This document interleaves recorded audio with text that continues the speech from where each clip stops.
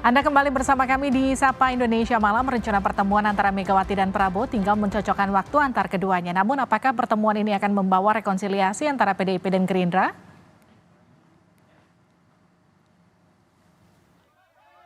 Sekjen PDI Perjuangan Hasto Kristianto menyebut rencana pertemuan antara Megawati Soekarno Putri dan Prabowo Subianto sebagai tradisi silaturahmi biasa. Hasto menyebut pertemuan keduanya akan digelar setelah tahapan di MK rampung. Hasto menegaskan saat ini PDIP fokus pada gugatan Pilpres di Mahkamah Konstitusi. Ya, tradisi silaturahim kan suatu yang baik bagi kita sebagai bangsa. Tentu sekarang proses sedang di MK, kemudian gugatan melalui PT UN juga sedang dilakukan. Ada berbagai temuan-temuan sebagaimana yang menjadi diskusi hari ini. Pertemuan tentu saja nanti setelah tahapan-tahapan semuanya itu diselesaikan, karena bagi kami mempersoalkan pemilu demi kedaulatan rakyat, demi masa depan merupakan skala prioritas yang terpenting saat ini. Ketua Harian Partai Gerindra Sufmi Dasko Ahmad menyatakan pihaknya sedang mencari waktu pertemuan Prabowo Subianto dan Megawati Soekarno Putri serta Puan Maharani. Dasko menyebut pertemuan Megawati dan Prabowo sebagai upaya rekonsiliasi pasca Pilpres. Ya, bahwa pertemuan Pak Prabowo dengan Mbak Puan, Pak Prabowo dengan Bu Mega tentunya akan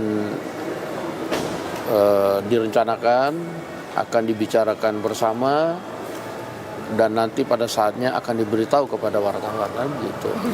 Jadi sinyalnya positif ya. Tapi Lebaran ini akan digunakan nggak Bang untuk dimanfaatkan jadi momen rekonsiliasi ini Bang?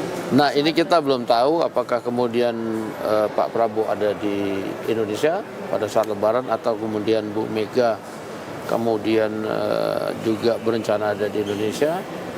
Nah, sehingga apakah dalam momen Lebaran ini yang dibuat pertemuan atau pada momen lain, nanti juga wartawan kita akan kasih tahu.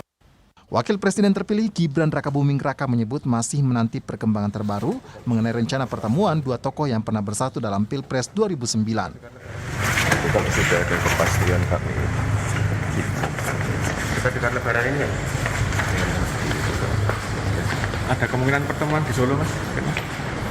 Gimana? Pertemuannya di Solo atau siapa? Pak Prabowo dan Mega. Kok di Solo? Enggak ya? Ya. Soal Sinyal pertemuan kedua pemimpin parpol besar itu sempat disampaikan oleh Putri Megawati yang juga Ketua DPP PDI Perjuangan kala memimpin rapat paripurna penutupan masa sidang DPR hari Kamis lalu. Puan hanya menyebut saat itu pertemuan keduanya usai Lebaran. Tim Liputan, Kompas TV. Pertemuan Mega Prabowo sudah sering terjadi, tapi jadi istimewa ketika dilakukan usai pemilu. Akankah ini jadi jalan rekonsiliasi meski disebut relasi keduanya sebetulnya tidak ada persoalan? Kita akan bahas bersama Ciko Hakim, politisi PDI Perjuangan, dan juga politisi Gerindra Wihadi Wianto, juga Firman Nur, peneliti politik dari BRIN. Selamat malam, Mas Ciko, Mas Wihadi, dan juga Mas Firman. malam. Malam Pak Wihadi, malam Bung Firman. Yes, selamat malam Mas Ciko. Saya ke Mas Wihadi dulu ya. Mas Wihadi, jadi kapan ketemunya nih?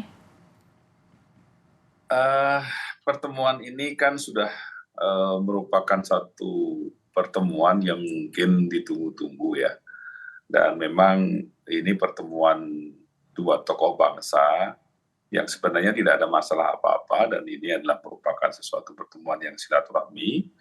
Dan kalau pertemuan waktunya kapan, ya saling mencari waktunya nanti kapan pas waktunya sama-sama bisa bertemu. Tapi bagaimanapun juga ini adalah sesuatu hal yang memang harus kita cermati, bahwa pertemuan ini adalah pertemuan di bagaimana untuk kepentingan bangsa ini setelah kita menghadapi pemilu, dan saat ini juga masih sedang proses di MK.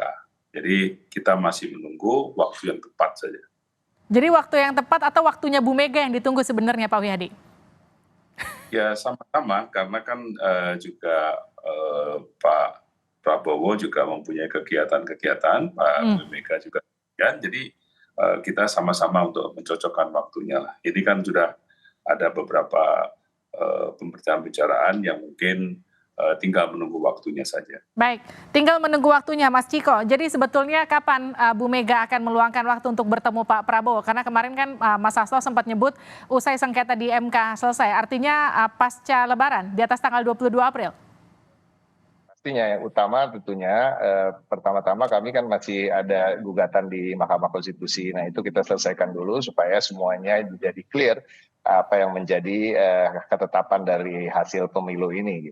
Itu pertama. Yang kedua terkait dengan pertemuan dengan antara Ibu Mega dengan Pak Prabowo, tentunya betul memang itu hanya masalah waktu dan saya rasa itu sesuatu yang wajar bila kedua tokoh bangsa ini bertemu. Pertama, memang tidak ada persoalan pribadi di antara keduanya, ya tidak ada persoalan yang begitu prinsip di antara keduanya. Dan kalau dibilang banyak yang sering menyebut kapan rekonsiliasi, saya merasa ini tidak perlu ada rekonsiliasi karena memang tidak ada perseteruan yang sifatnya permanen atau yang sifatnya mengakar dan lain-lain. Tetapi kita tahu memang kita baru saja menyelesaikan kontestasi Pilpres dan Pemilu 2024 di mana itu adalah bagian dari proses demokrasi di sebuah sistem demokrasi.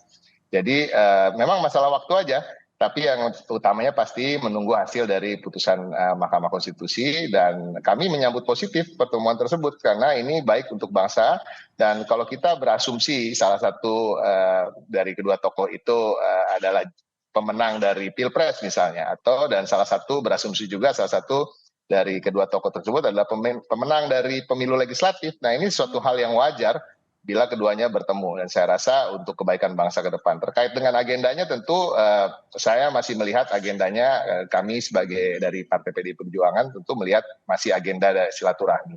Tidak terlalu jauh berbicara soal teknis bagaimana ke depan apakah berada di luar pemerintahan, yang berada dalam pemerintahan dan lain-lain. Jadi kalau menurut Mas Ciko ini agendanya masih silaturahmi biasa. Saya ke Mas Firman. Mas Firman, rasanya kalau kabarnya gini, bukan berarti kalau yang sebelah bilangnya rekonsiliasi, kalau Mas Ciko bilang ini silaturahmi biasa.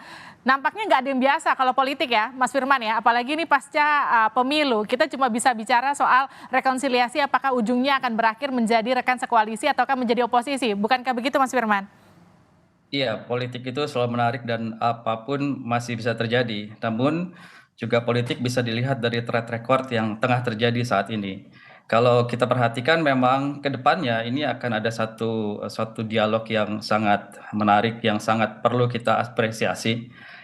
Suatu sinyalemen yang mengatakan kepada seluruh anak bangsa bahwa kita boleh berbeda dalam pilihan-pilihan politik, tapi untuk kemudian apakah berlanjut pada hal-hal yang sifatnya destruktif atau tidak, itu tergantung dari para pemimpinnya. Dan kalau ini kemudian terbangun satu komunikasi yang baik, saya kira ini kita patut dukung begitu ya.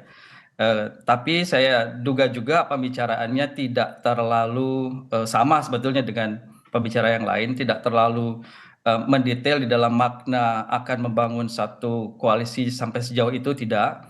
Karena walau bagaimanapun nuansa kebatinan pertarungan Pilpres ini masih cukup hangat dan kita bisa lihat bahwa PDIP adalah salah satu motor yang manuvernya tidak tanggung-tanggung menurut saya dibandingkan partai lain untuk membuktikan adanya problem di dalam pemilu ini yang justru menurut kubu Pak Prabowo berjalan dengan smooth, dengan baik-baik saja. Jadi ada satu perbedaan pandangan politik. Namun saya kira kita juga harus perhatikan adanya sebuah kedewasaan bahwa oke lah kita berbeda di dalam melihat jalannya pemilu kali ini, tapi untuk urusan kepentingan dan keutuhan bangsa, saya kira apapun masih bisa ditempuh termasuk membangun komunikasi tingkat tinggi di antara keduanya yang memang juga betul bahwa sejauh ini memang tidak ada satu problem yang mendasar antara Pak Prabowo dengan Ibu Mega, antara PDIP dan Gerindra. Saya kira demikian, Mbak. Mas Firman, tapi kan PDIP sebelumnya lewat Mas Hasto ya, sempat menyebut mereka siap jadi oposisi. Peluangnya gimana kalau Anda analisis Mas Firman? Tapi jangan dijawab, kita akan lanjutkan perbincangannya usai tayangan berikut. Kita lanjutkan Sapa Indonesia Malam masih bersama Ciko Hakim, politisi PDIP, masih juga bersama politisi Gerindra, Wihadi Wianto, juga Firman Nur, peneliti politik dari BRIN. Mas Firman, saya lanjutkan. Jadi kalau Mas Hasto sebelumnya sempat menyatakan siap jadi oposisi, menurut Anda peluang jadi oposisi atau rekan sekoalisi itu seberapa besar? Ya, kalau dilihat dari gelagatnya tampaknya jelas. Saya tadi bilang bahwa PDIP salah satu partai yang tidak tanggung-tanggung ya di dalam menunjukkan bahwa pemilu ini bermasalah karena menjadi inisiator bagi hak angket, kemudian berkiprah sebagai pemohon dalam sidang MK dan kemudian belakangan mengajukan gugatan di PT UN. Saya kira sejauh ini hanya PDIP yang menunjukkan hal itu. Dan ini menunjukkan adanya gejala-gejala perbedaan pandangan yang cukup diametrikal dan signifikan dengan pemenang pemilu untuk sementara begitu. Sehingga kalau memang format politik ini tidak berubah, konstelasi tidak berubah, dan kepemimpinan PDIP juga tidak berubah, saya kira memang potensi untuk menjadi oposisinya memang cukup besar begitu. Nah, cuman kita harus memaknai bahwa oposisi ini bukan berarti tidak berkomunikasi sama sekali begitu. Komunikasi tetap bisa berjalan meskipun pilihan-pilihan politiknya berbeda, bahkan sangat berbeda. Dan itu justru yang sangat kami harapkan ya sebagai pengamat politik dalam dunia demokrasi. Karena checks and balances itu bukan berarti sikap saling diam gitu ya, tapi sikap saling berhubungan terus, berkomunikasi terus, tapi punya posisi yang berbeda. Nah ini kan asik ya. Jadi tetap punya prinsip, punya standing position masing-masing, tapi keduanya sama-sama dewasa gitu untuk saling menghormati dan saling membangun komunikasi untuk kepentingan bangsa. Saya ke Mas Wiyadi. Mas Wiyadi, kalau merujuk dari pernyataan Pak Prabowo di hari pemungutan suara pasca quick count, Pak Prabowo kan mengatakan bahwa kita akan merangkul semua. Apakah kemudian arti pertemuan Bu Mega dan Pak Prabowo ini juga akan ada ajakan gabung koalisi dan juga tawaran-tawaran dari Gerindra ketika nanti mau diajak berkoalisi, Mas Wiyadi? Ya, seperti yang sudah kita dengar bersama, bahwa memang Pak Prabowo akan mengajak kepada seluruh elemen bangsa ini untuk membangun bangsa ini. Jadi ini adalah ajakan untuk seluruh bangsa, di mana kita setelah selesai pemilu, setelah kita selesai berkompetisi, kita selesai, nah waktunya kita membangun negara, kita bersama-sama membangun negara. Nah ini seluruh elemen yang dulunya mungkin berseberangan atau mungkin yang dulunya tidak satu jalur, kita semuanya sekarang sudah selesai dan kita membangun negara ini. Nah, permasalahan oposisi atau mungkin tidak oposisi, ini semuanya mekanisme ini nanti kan tentu akan dibicarakan mengenai masalah ini. Tetapi jelas dalam hal ini bahwa pertemuan dengan Pak Prabowo dengan Ibu Mega ini adalah pertemuan dua tokoh bangsa yang berkompetisi berbeda pasangan, tetapi kemudian setelah selesai tentunya perlu ada sesuatu persamaan persepsi dan sama-sama untuk bagaimana membangun bangsa ini. Jadi ini adalah suatu sebenarnya narasi yang ke depan bahwa kita secara positif. Jadi energi positif yang kita tularkan, bukan